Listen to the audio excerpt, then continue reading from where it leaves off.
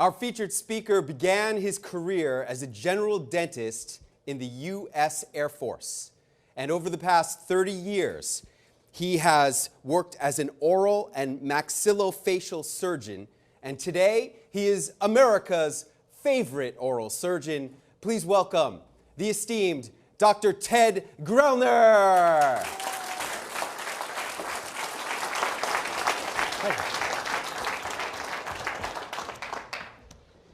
Is there anyone in this room that has had their wisdom teeth out? Pleasant memories?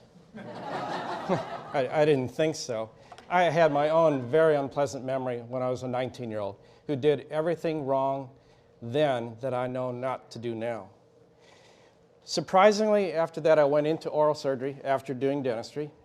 If you don't know what an oral surgeon does, their training is basically as a first-year surgical resident who rotates in the hospital through ENT, plastic surgery, cardiothoracic surgery, vascular surgery, and trauma surgery, amongst, of course, your oral surgery experience. So in addition to that, we also do anesthesia training, which involves many months of doing so. And a funny story was I actually had a patient that I put to sleep for several plastic surgery operations that when she had an oral surgery problem and came down to the oral surgery clinic, which I was then there, she said, "Oh, Dr. Grellner, how nice to see you.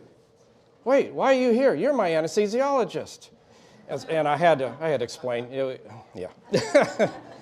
My goal as an oral surgeon over the past 30 years has to try to find the best, to create the best experience in having your wisdom teeth out possible.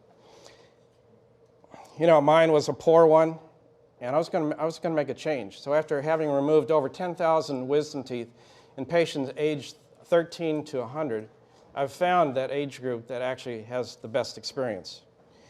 Any guess as to what age group that is? Well, let me give you a hint. Rarely is an adult's wisdom tooth surgery easier for having waited. If you're older than 20 and you still have your wisdom teeth, I'm sorry to tell you that you have missed the best opportunity to have the least risk, the least difficulty, and the easiest recovery. But it's not all lost, because there are people here who I'm assuming are parents that this message is designed for. Now, how did you miss, if you're that 20-year-old and older, how did you miss that opportunity? Well, unless your general dentist, your pediatric dentist, or your orthodontist pushed you to do what you needed to do, that quirk of nature passes. It comes and goes silently without any fanfare. Now, there are some experts out there, professional as well as lay people, that will advise you against having your wisdom teeth out to avoid the risk of doing so, unless forced to by problems. Well, to a degree, you know, they're correct in that, except it's not true for all ages.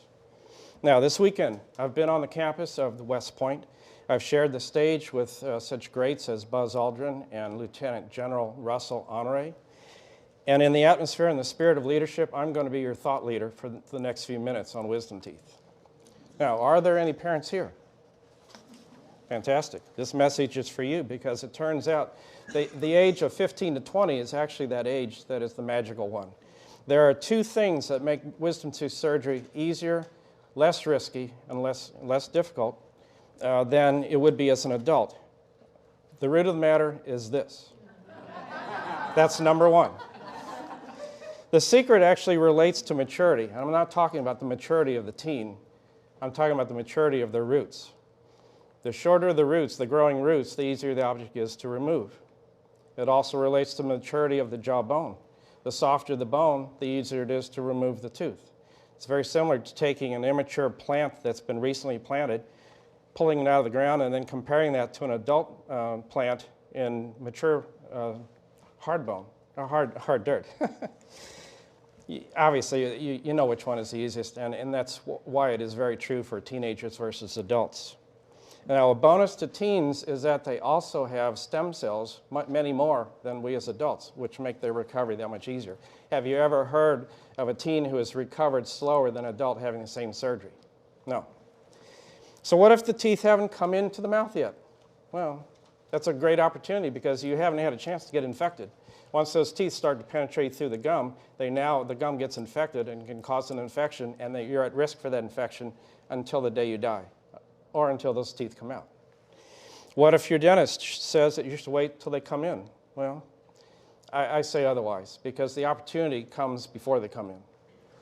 Now, there are a number of problems that can come if you wait until problems arise. There are really too many to go into at this point, but I'm going to summarize in military terms. By taking out the enemy early, you minimize risk. By waiting until the enemy starts to attack, the collateral damage and the risk will multiply.